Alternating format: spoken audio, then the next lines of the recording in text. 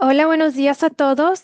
Yo soy Daniela, presidenta interina del Comité de Educación de Splagen. Bienvenidos a todos.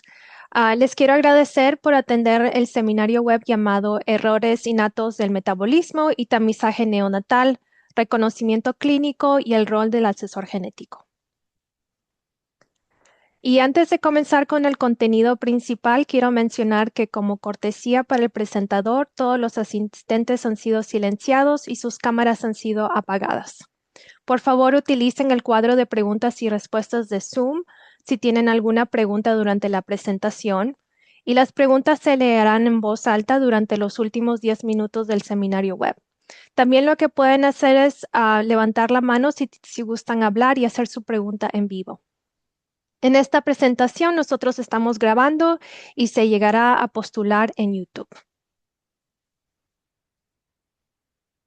Con eso ahora quiero darle la bienvenida al doctor Daniel Piqué, que es un genetista clínico. Él se formó como médico científico en el Colegio de Medicina de Albert Einstein. Hizo un año de residencia en pediatría en la Universidad de California en San Francisco y su subespecialidad en genética clínica y genómica en la Universidad de Colorado. Él está certificado por el American Board of Medical Genetics y Genomics y atiende a pacientes con enfermedades genéticas y metabólicas en Albuquerque, New Mexico. Él es el fundador y director de Study Rare, una plataforma de educación de genética para profesionales de salud. Y Daniel nació en los Estados Unidos y tiene raíces mexicanas y cubanas. Muchísimas gracias, doctor Daniel Piqué, por estar aquí con nosotros. Y ahora puede enseñar sus diapositivas. Perfecto. Muchas gracias, Daniela, por la introducción. Y ahorita voy a compartir mi pantalla.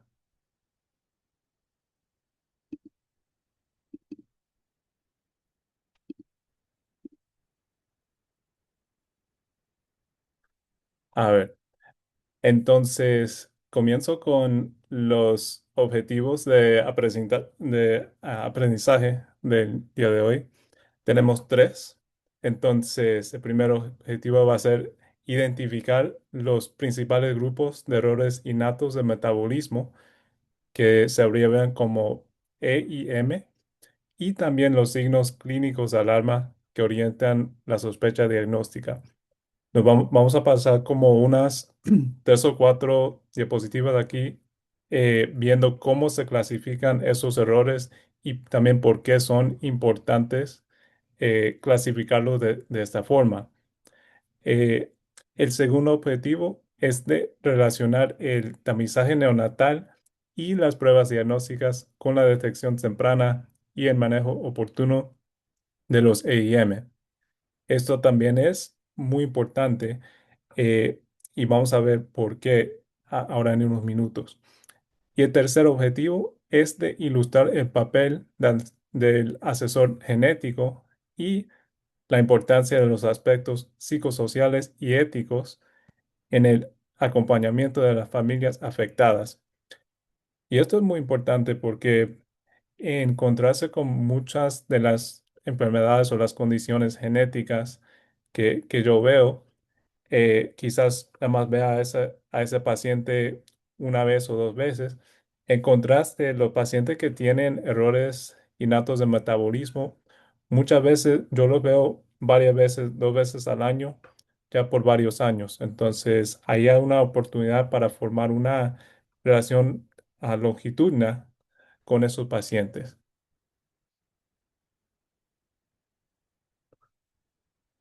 Bueno, entonces, con respecto al contenido, ya más o menos cubrimos eso. Entonces, vamos primero a la primera parte aquí, que es reconocimiento clínico de los EIM. Eh, Primero que nada, ¿qué son los EIM? Es un, es una, se puede decir un defecto genético, un cambio genético en un gen que codifica una proteína, por lo general, y estas proteínas, por lo general, son enzimas o transportadores. O sea, es que transportan, llevan moléculas de una de un comportamiento de la célula a otra. También a veces pueden ser cofactores o receptores, pero, y esto es muy importante aquí, la gran mayoría de esas condiciones alteran una vía metabólica. Entonces, entender si uno está aprendiendo esto por primera vez, es muy importante pensar de las vías metabólicas y vamos a dar unos ejemplos aquí de esto ya en unos minutos. Eh, Cuando se altera una vía metabólica, ¿cuáles son las consecuencias? Bueno, se puede, por ejemplo, acumular un sustrato tóxico. Un ejemplo de esto sería la fenilcetonuria, en donde se acumula un sustrato que puede afectar al cerebro, por ejemplo. También puede haber un déficit de producto y o una falla energética. Y combinados, estos EIMs se estima que puede afectar de 1 a 800 hasta uno en 2500 nacidos. Entonces, o sea, estos, este grupo de condiciones sí que es, o sea, relativamente común cuando uno piensa en la totalidad de las condiciones que hay. Eh, como muchas de las condiciones monogénicas tienen herencia mendeliana en muchos casos. Entonces, la mayoría de ellos ah, tienen herencia autosómica recesiva, pero hay algunos que sí que los genes están ligados al cromosoma X o a la mitocondria.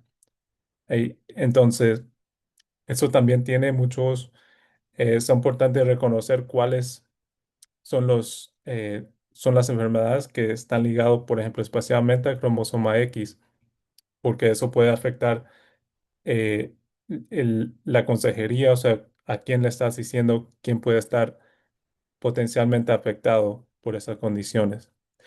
Y en contraste a muchas condiciones monogénicas, no voy, quizás mucho sería demasiado, pero, o sea, especialmente comparado a las condiciones, a otras condiciones monogénicas, hay tratamientos para esta clase de enfermedades y muchas veces el tratamiento, como suele ser en con muchas otras enfermedades, cuando uno lo empieza más temprano, lo más temprano lo empieza uno, mejor será el pronóstico para el paciente. Entonces, por eso es importante reconocer estas condiciones, si es que existen, en un paciente lo más pronto posible para poder tener el mejor pronóstico. Bueno, entonces, clásicamente esas enfermedades se clasifican en tres grupos y tenemos, los mencioné brevemente al principio, pero están la intoxicación, la energía y las moléculas complejas. Entonces, esta es una forma de pensar en cómo clasificar o subclasificar las enfermedades del EIM. Y hablamos un poco de la acumulación de metabolitos tóxicos, por ejemplo, en las aminoacidopatías, que suelen ser condiciones donde se acumula un aminoácido y un aminoácido es un componente de las proteínas. Entonces, por ejemplo, en un paciente que tiene una aminoacidopatía, es importante o sería importante muchas veces restringir la proteína en la dieta de uno. Entonces, eso es un ejemplo de, de un tipo de enfermedad de intoxicación. También hay otras subcategorías, incluyendo las acidemias orgánicas, enfermedades del ciclo de urea y galactosemia. Eh, Muchas de estas enfermedades que pertenecen a este grupo, eh, los pacientes como que no no tienen síntomas quizás al principio y suelen ser, ellos, o sea, presentan muchas veces cuando hay un cambio, cuando hay un cambio en am, pero sí, cuando hay un cambio en su medio ambiente, por ejemplo, cuando se enferma un niño y ahí puede ser cuando se presenta por primera vez un paciente con una ACM orgánica, por ejemplo. La segunda clasificación sería de energía y esta, o sea, nuestro ser necesita energía para vivir, ¿verdad? Necesitamos energía y derivamos esa energía de los carbohidratos, de las grasas y de los azúcares, que son los tres moléculas que contribuyen a la energía en un ser humano. Entonces, si hay una deficiencia en esas vías metabólicas que producen energía, entonces el paciente puede ser que tenga una deficiencia de energía y puede tener un error de EIM en este caso. Eh, Estas condiciones también se pueden eh, sospechar por los laboratorios. Vamos a hablar más de eso, pero por ejemplo, la hipoglicemia, cuando está baja la azúcar, acidosis láctica, por ejemplo, estos son señales que nuestro cuerpo está produciendo, diciendo que, ok, quizás nos falte la energía, estamos produciendo otros sustratos para que el cuerpo mantenga sus niveles de energía normal. Y el tercer grupo que tenemos aquí son las moléculas complejas. Entonces, nuestro cuerpo, nuestras células, muchas veces degradan y sintetizan macromoléculas complejas que no son necesariamente eh, lo que encontramos en nuestra dieta. Y estas moléculas complejas también viven muchas veces en compartimientos especializados. Por ejemplo, el lisosoma, la peroxisoma, por ejemplo. Entonces, por ejemplo, hay condiciones de la lisosoma, también del peroxisoma, y muchas veces estas enfermedades no tienen una, un tratamiento que se basa en la dieta en comparación a las categorías 1 y 2, pero a veces hay otras formas de tratar estos pacientes que tienen estas enfermedades. Entonces, para dar unos ejemplos específicos de las condiciones que pertenecen a estas categorías, tenemos unos ejemplos aquí y nada más quiero mostrarles, o sea, porque es posible que, por ejemplo, que hayas escuchado de unas de esas condiciones o no. A veces, muchas veces los, los médicos o los especialistas que tienen mucha experiencia, a veces están viendo unas de esas condiciones por primera vez. Pero, y lo voy a repetir, es muy importante clasificar el diagnóstico, la condición que tiene un paciente dentro de uno de estos grupos. ¿Y por qué? Pues nos puede informar el tratamiento y también el diagnóstico. Estas condiciones que pertenecen a cada grupo tienen como sus rasgos con respecto al estudios de laboratorio y también con respecto a los tratamientos. ¿Ok? Y lo que estamos viendo aquí es otra manera de clasificar los errores innatos del metabolismo. Y básicamente, como que ya vimos, ya hablamos un poco de cómo se clasifican, cuáles son los macronutrientes, los carbohidratos, las grasas, la proteína, y cada una de estas condiciones que vemos puede ser clasificado bajo una de estas categorías. Y uno ve también en azul los diferentes laboratorios que uno puede, por ejemplo, mandar si es que sospecha una de estas condiciones. Entonces,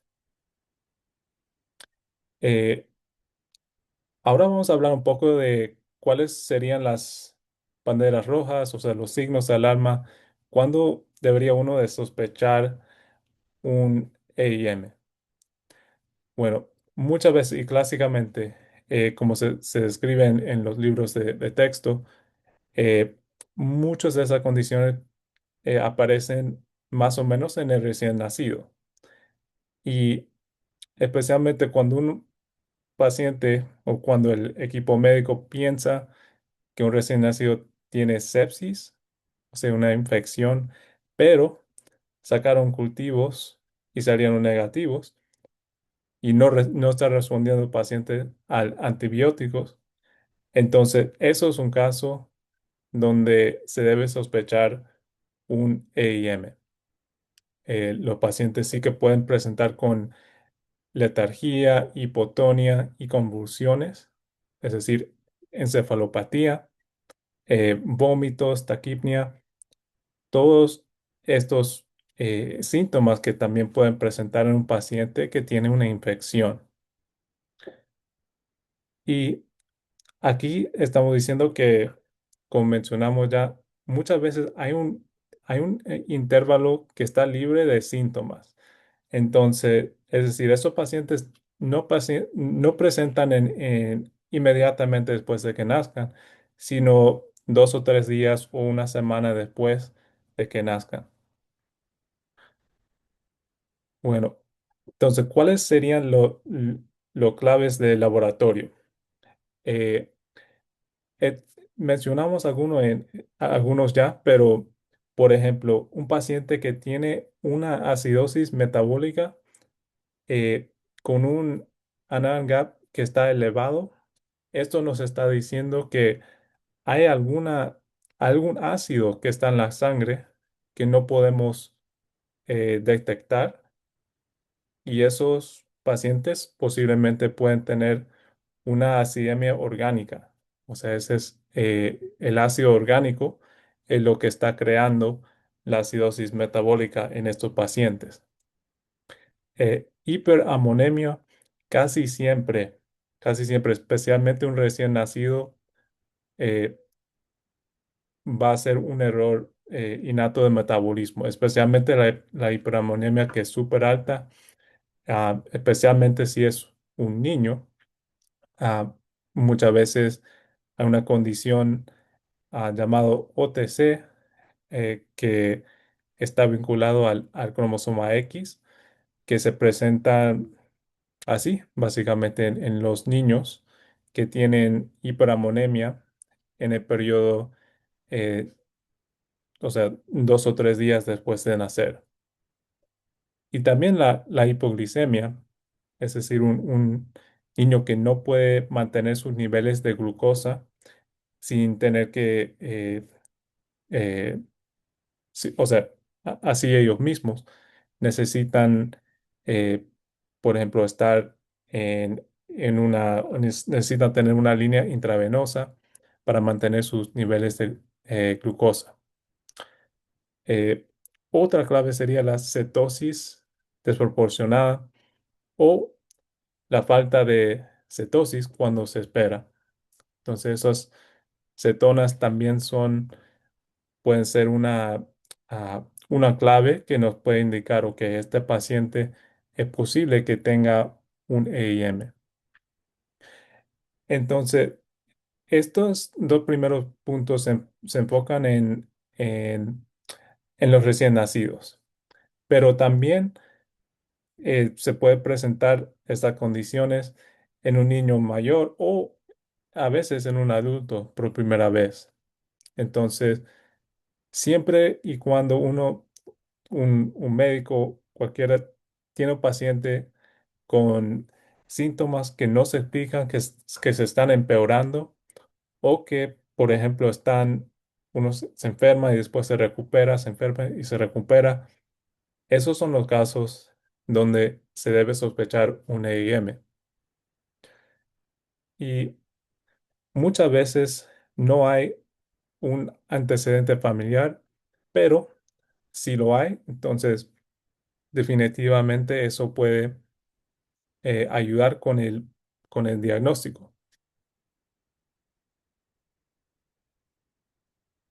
Ok, entonces, eh, para detectar estas condiciones, los EIMs, uno tiene que pensar en ellos. Si no, muchas veces eh, pueden, especialmente si, por ejemplo, el infante no tuvo el tamizaje neonatal o que tiene, muchas veces puede ser que tenga una condición que no está en el tamizaje neonatal del país o del estado en donde nació, entonces no se van a detectar en esos casos. Entonces nos toca a nosotros pensar en este grupo muy importante de condiciones.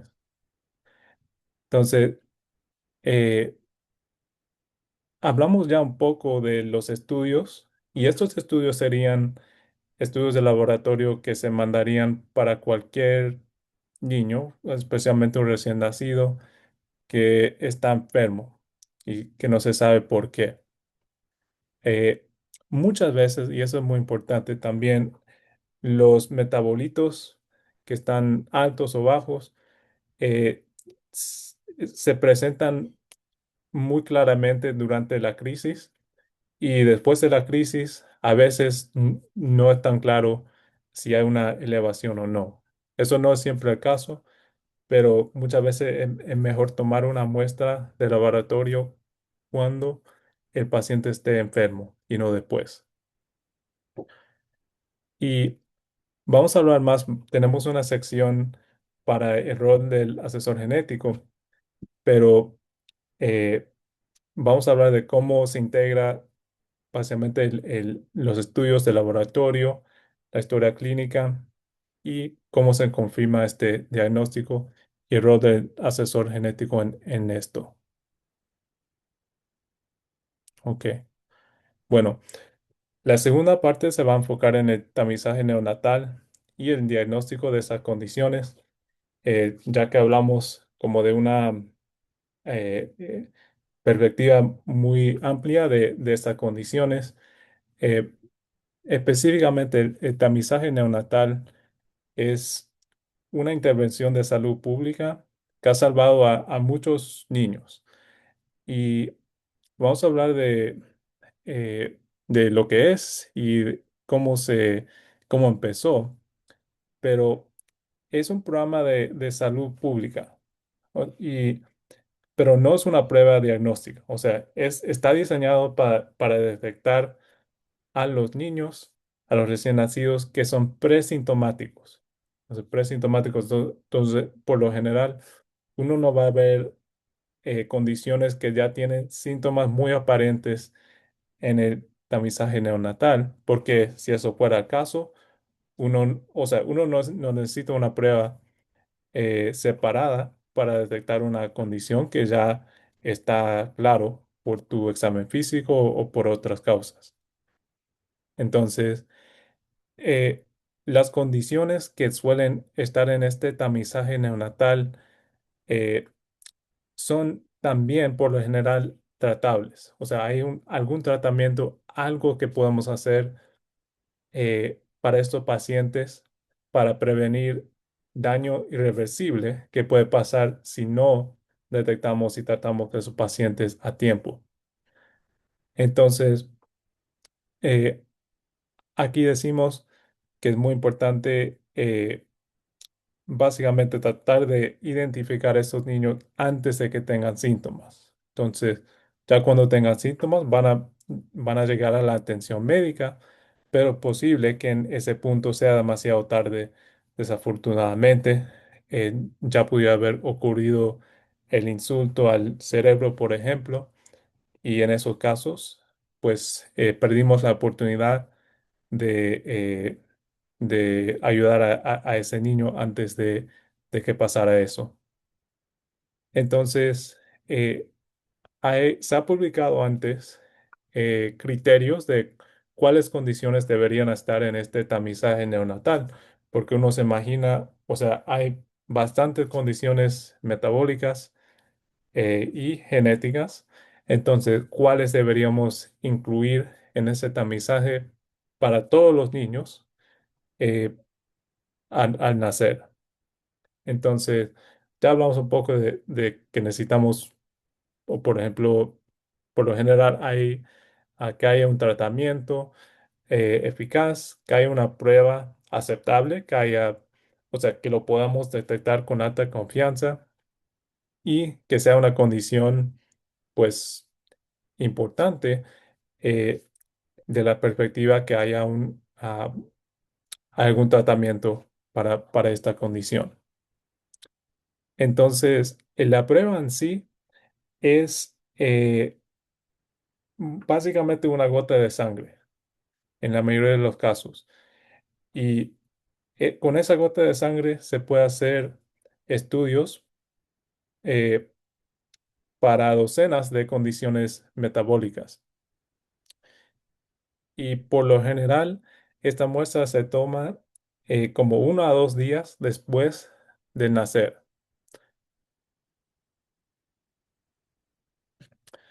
Entonces, el tamizaje en sí, el, el núcleo de tamizaje es la espectrometría de masas en tándem. Entonces, esta espectrometría es lo que detecta muchas de las condiciones, la mayoría de las condiciones que están en el tamizaje neonatal en la mayoría de los estados en Estados Unidos hoy en día. Y esto básicamente sustituye o actúa como tres diferentes pruebas. Eh, Puede detectar las acilcarnitinas, que pueden detectar a las ACMs orgánicas y también a las condiciones donde le falta, donde hay un defecto en, en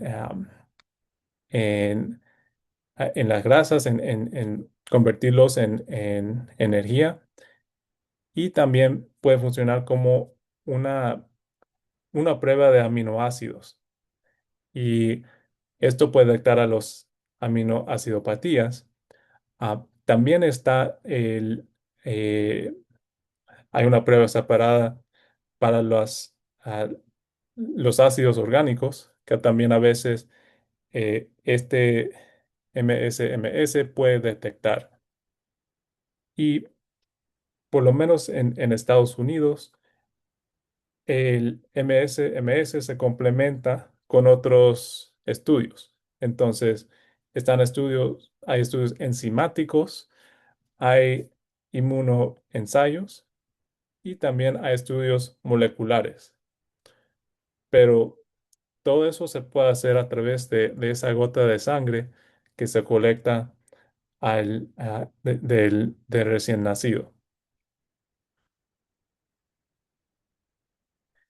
Y, y voy a decir otra cosa aquí, que es que en muchas veces, o sea, una prueba puede ser muy buena, pero si no es fácil de colectar y fácil y rápido de interpretar, ¿de qué vale? Entonces, esta prueba tiene varios eh, aspectos que son muy, o sea, que son muy positivos, por decirlo así, en el respecto de que es relativamente barato, por lo menos acá en Estados Unidos, comparado a otros estudios que se hacen. La cantidad de muestra que se necesita es relativamente poco y también el número de condiciones que estamos analizando es relativamente amplio.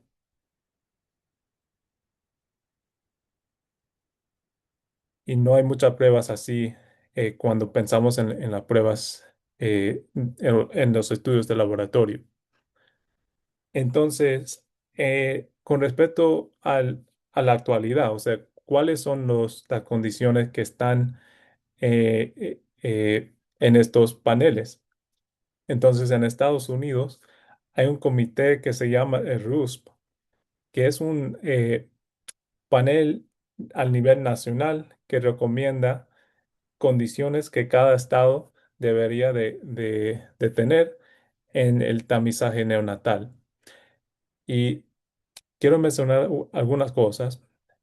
Primero que nada, cada estado en Estados Unidos decide cuáles son las condiciones que van a estar en su panel. Entonces, tenemos 50 estados, hay 50 diferentes paneles. El RUSP está diseñado para dar como un poco más de estructura y uniformidad en las condiciones que están en los paneles de cada estado diferente.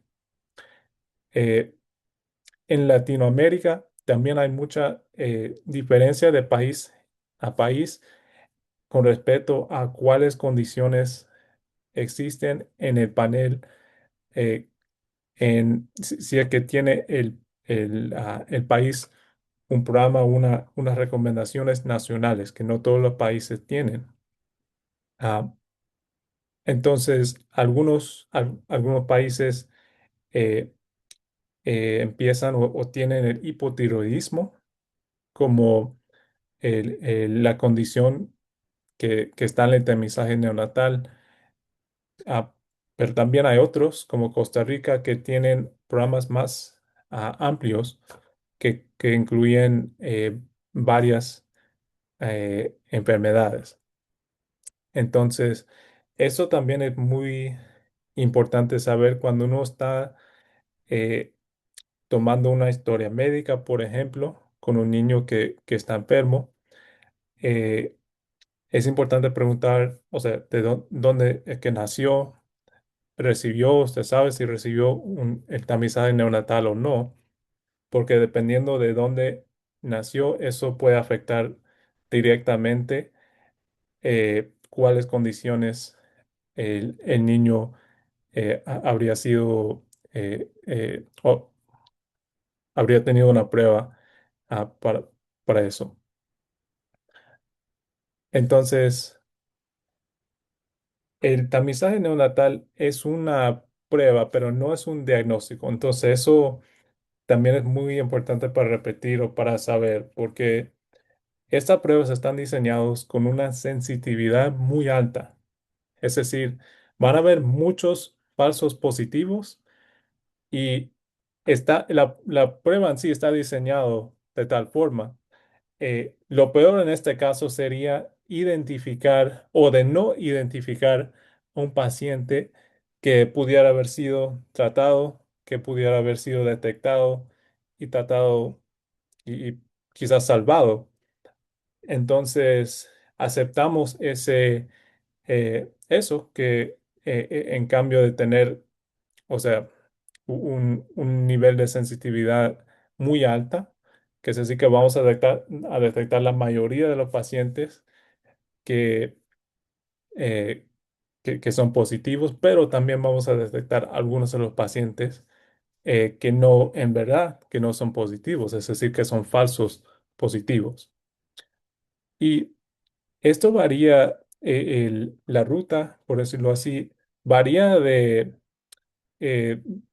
hospital a hospital, de país a país, pero por lo general, primero el tamizaje empieza con un resultado que está fuera de rango. Entonces hay rangos normales y si un resultado está fuera de ese rango normal, entonces eso le dice, ok, este tamizaje neonatal está positivo por algo.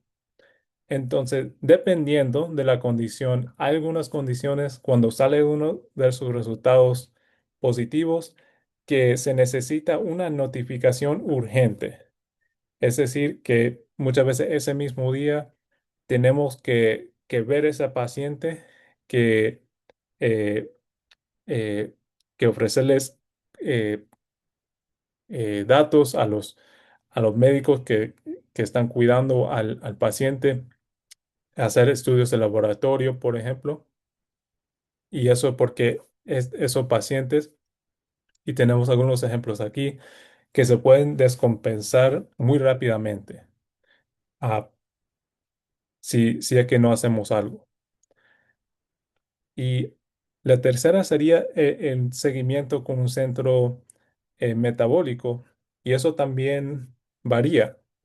Eh, no todos los países, no todos los estados o no todas las regiones en Estados Unidos tienen un centro metabólico.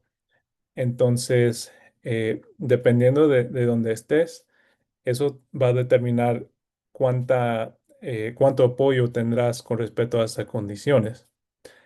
Pero después de eso, antes de dar o sea, un tratamiento, hay que confirmar el diagnóstico y muchas veces se mandan otros estudios especializados de metabolismo, pero hoy en día muchas veces se hace la confirmación con la secuenciación genética. Eso nos va a decir definitivamente si esta paciente tiene la condición o no. Y ya una vez que esté confirmado la condición, ya puede uno mandar el tratamiento, algún medicamento, algún cambio de dieta que se necesite y también ofrecerles asesoramiento a los pacientes y a las familias que están afectados por esta condición. Y probablemente es más común que muchas veces que sea un falso positivo. Entonces, en los casos donde no se confirma, o sea, es decir, que fue un falso positivo, después de dar aseguranza a la familia, a lo que también a los otros médicos que están cuidando a los pacientes con este resultado que fue un falso positivo, le puedes asegurar o que esto no es un diagnóstico, fue un falso positivo, no hay nada que tenemos que hacer eh, en este momento y darle la tranquilidad de saber eso. Entonces, las pruebas diagnósticas sí que van a variar dependiendo de la presentación del paciente. Pero si hay un neonato que está agudamente enfermo, esos serían los estudios que uno mandaría. Y esto es estándar en la mayoría de los hospitales. O sea, glucosa, eh, gasometría, amonio, lactato, cetonas y examen de orina.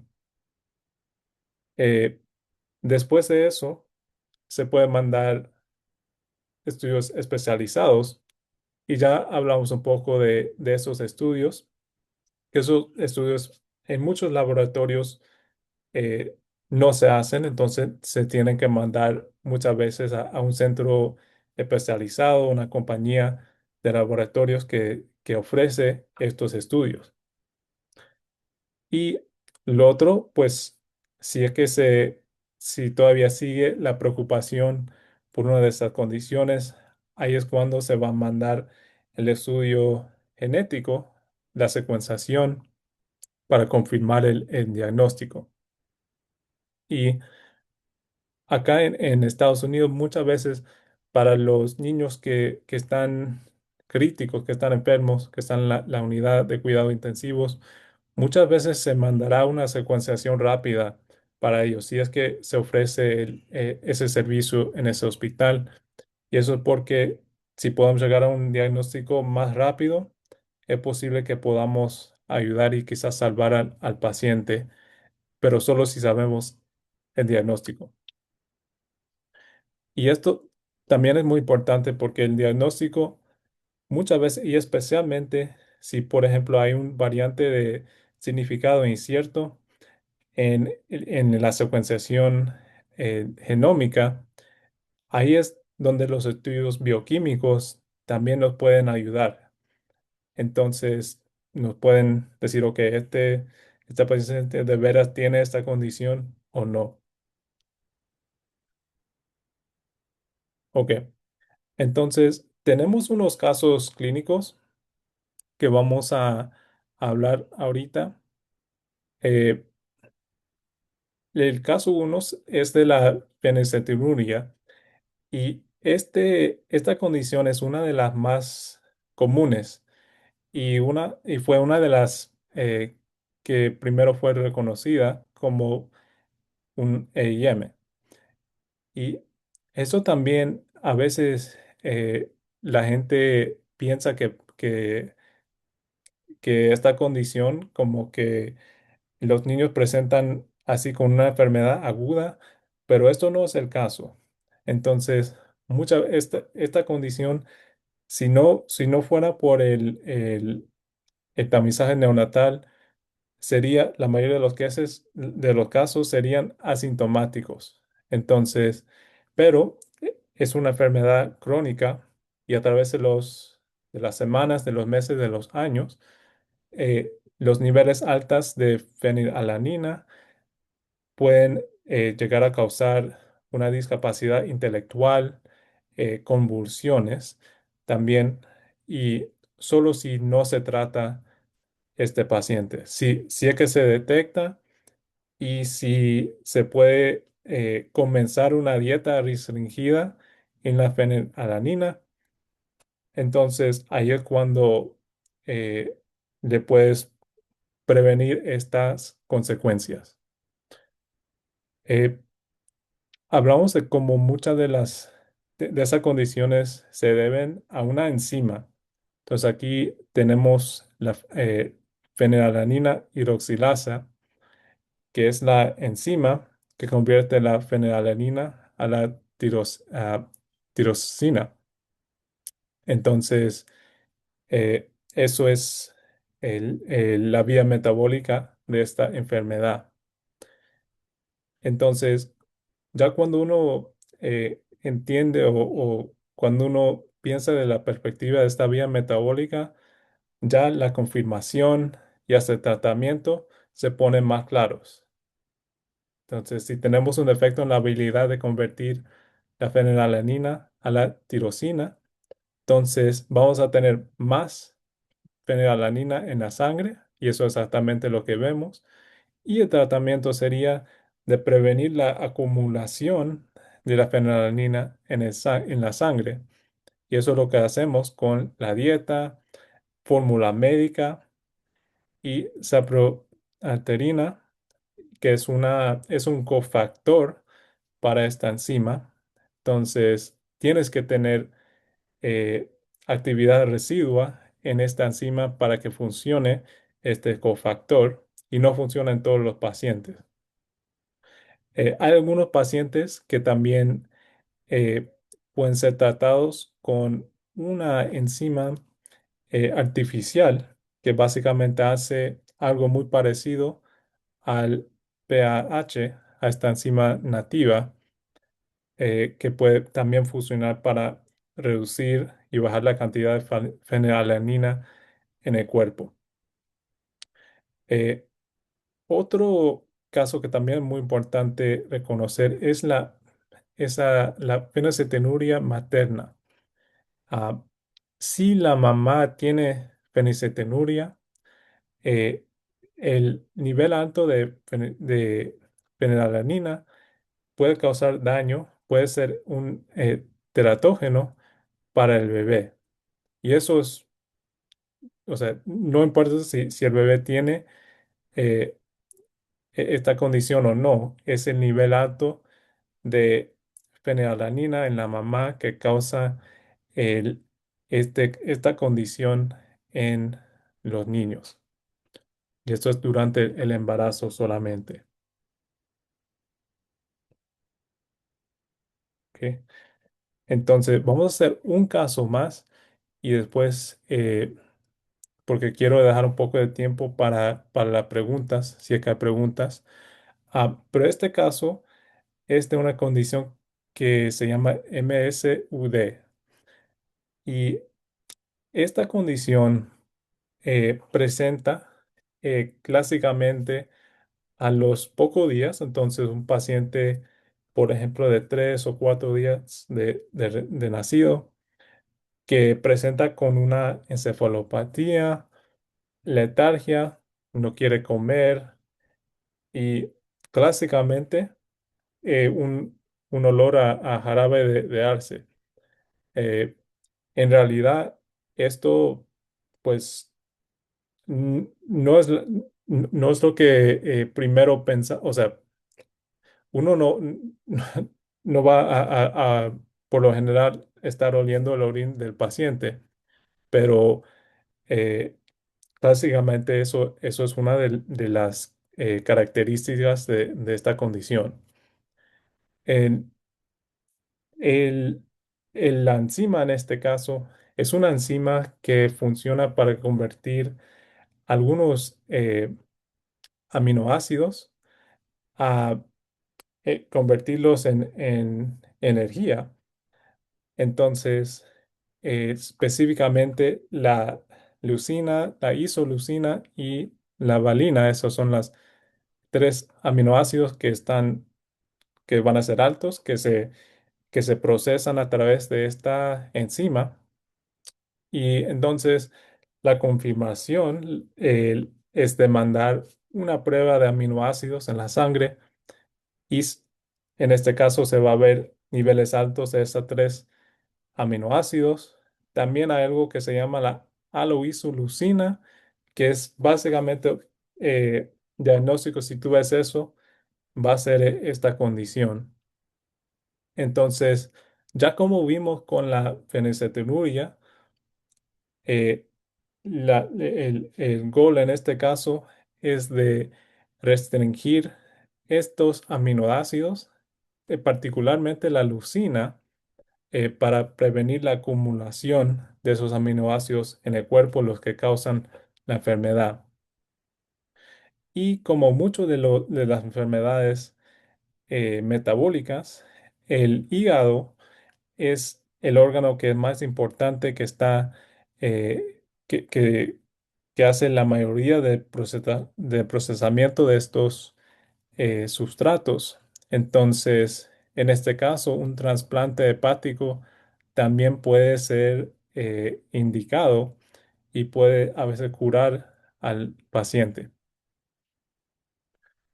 Bueno, entonces voy a ir a la última parte que es el asesoramiento genético, psicosocial y ética, y después voy a concluir eh, con esto. El, el rol del asesor genético es muy importante. Y como les decía al principio, estas condiciones, o sea, son por vida. No hay una cura definitiva en la mayoría de los casos y se necesita seguimiento longitudinal. Muchas veces esos pacientes los veo una vez al año, dos veces al año. Estamos ajustando medicamentos, estamos ajustando la dieta de los pacientes. Estamos haciendo estudios de laboratorio para ver cómo va progresando su condición. Entonces, en estos casos, y es difícil en muchos casos, especialmente cuando esos niños crecen y están, por ejemplo, en una dieta que es diferente a a los de sus compañeros de clase. eh, Ahí también, especialmente en los niños de 13 14 15 años, se ven, o sea, a veces tenemos pacientes que dejan completamente su dieta, ya no lo quieren seguir, por ejemplo. Entonces, el hablar con esos pacientes, formar una relación con una persona que es de confianza, ¿verdad? Es decir, un asesor genético, un médico genético, alguien que es una cara familiar que puede funcionar como sí, como alguien de confianza que le puede contestar las preguntas, que puede comunicarse claramente con el paciente de la importancia eh, de esa condición y también el tratamiento de la condición. El, muchas veces, eh, porque hay varios o sea, muchas veces hay varias personas que están en un equipo metabólico y todos enfocados en o sea, cómo es que tratamos a los pacientes de la mejor manera posible. Y no es solo los niveles de laboratorio, pero también está el estado de mente, el estado psicosocial del paciente. Estas condiciones son muy difíciles de vivir con ellos. Entonces, por eso eh, está, por ejemplo, muchas veces uno va a ver a un psicólogo, trabajadora social, eh, nutricionista también para ayudar con el alimento. Todas estas personas que están en el mismo equipo para tratar de ayudar al paciente en la mejor manera posible. Entonces, eh, idealmente, esta, este grupo de personas es colaborativo. Entonces, la atención debería de centrarse en el paciente, en la familia, no en el médico ni en cualquier otra persona. Y cada persona en esta lista tiene su rol específico para poder ayudar y atender al paciente en la mejor manera posible. Bueno, eh, yo sé que estamos ya llegando al final aquí, entonces voy a eh, nada más terminar aquí y decir que básicamente hacer un resumen de lo que ya hablamos, pero primero que nada hay que pensar en esas condiciones cuando uno tiene un caso que no, o sea, que, que, que, no, que, que es un poco, no voy a decir extraño, pero que está fuera de lo común. Y eso es el primer paso, es de pensar en esas condiciones, quizás empezar a mandar estudios para poder detectarlos y eventualmente, si es que está afectado el paciente, de tratarlos. Y el segundo punto que tengo aquí es de ya cuando uno tiene un paciente ya diagnosticado, de tratar de pensar en los grupos, no solo en la condición en sí, pero en los grupos de condiciones que pertenece esa condición en particular. Y el tercer punto que tengo aquí es que el tamizaje neonatal es para detectar a los pacientes antes de que tengan síntomas. Eso es muy importante porque la mayoría de los pacientes no presentan la clínica a menos que tienen síntomas. Entonces, eso es una prueba eh, que nos puede ayudar a detectar los pacientes que están afectados antes de que tengan síntomas para mejorar su pronóstico. Y bueno, este punto final ya como que ya lo acabo de decir un poco, pero trabajamos todos en un equipo, por lo menos así lo veo yo. Y cada uno tiene su rol, ¿no? Y cada tiene un rol importante en tratar las varias necesidades, para atender las varias necesidades de los pacientes que están diagnosticados o que se sospechan que están diagnosticados con una de estas condiciones. Bueno, entonces voy a terminar aquí. Muchas gracias por su atención y estoy feliz si hay preguntas de tratar de contestarlos. Muchas gracias, doctor Piqué. Si tenemos algunas preguntas, de repente tendremos un tiempo para hacer dos preguntas. Si alguien más tiene preguntas, y por favor lo am, pueden mencionar sus preguntas, pueden escribir las preguntas en el botón Q&A, si no, también pueden levantar la mano. La primera pregunta que tenemos es para todos los proveedores de servicios de salud en América Latina que no cuentan con mucha experiencia en genética metabólica. ¿Hay algunos recursos que usted recomienda para orientar el manejo y el tratamiento? Sí, definitivamente. Y eso es una muy buena pregunta, porque sí es el caso que hay una escasez. O sea, aún en Estados Unidos, especialmente en América Latina, de proveedores que son especialistas este grupo de enfermedades. Entonces, o sea, hay grupos por ejemplo, de correo y les Ujú, puedo mandar ese correo después de la charla, donde uno puede mandar mensajes, o sea, ¿qué piensa usted de esto? Aquí tengo un paciente con estas características, con estos síntomas, y eso creo que es especialmente importante para los que no están en un centro de metabolismo con 5 médicos que están entrenados en eso, que es muy rara vez que se vea eso. Sí, sí se ve, pero la mayoría de los pacientes, eh, especialmente en América Latina, no tienen a su disponibilidad un equipo completo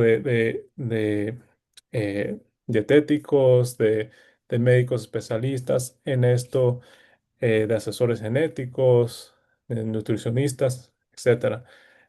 Entonces, yo diría sí, esa lista.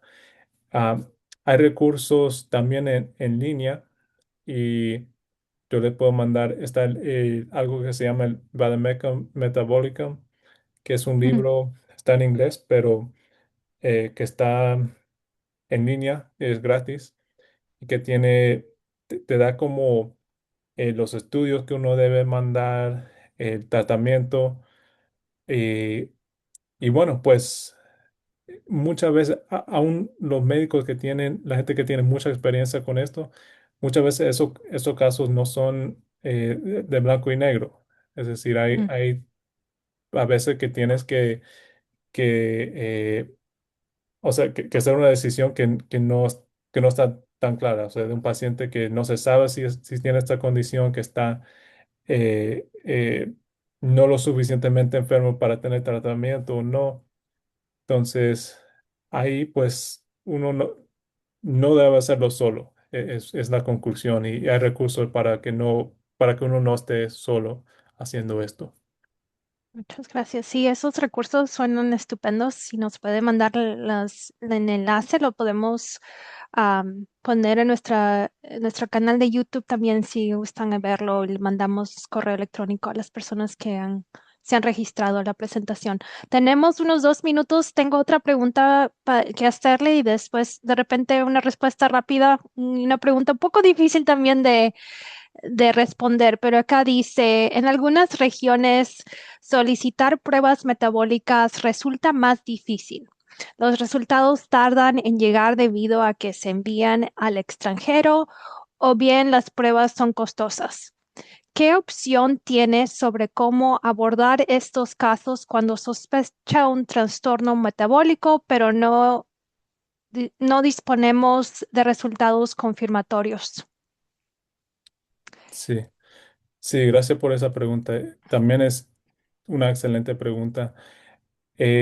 Yo también he trabajado, o sea, yo he trabajado en centros donde está el laboratorio, ahí en el hospital, uno puede tener el resultado del mismo día, Mm, pero también he trabajado en centros donde eso no es el caso, que se demoran una semana o hasta más, porque exactamente como dijo, que se tiene que mandar el estudio a otro hospital o al extranjero o lo que sea.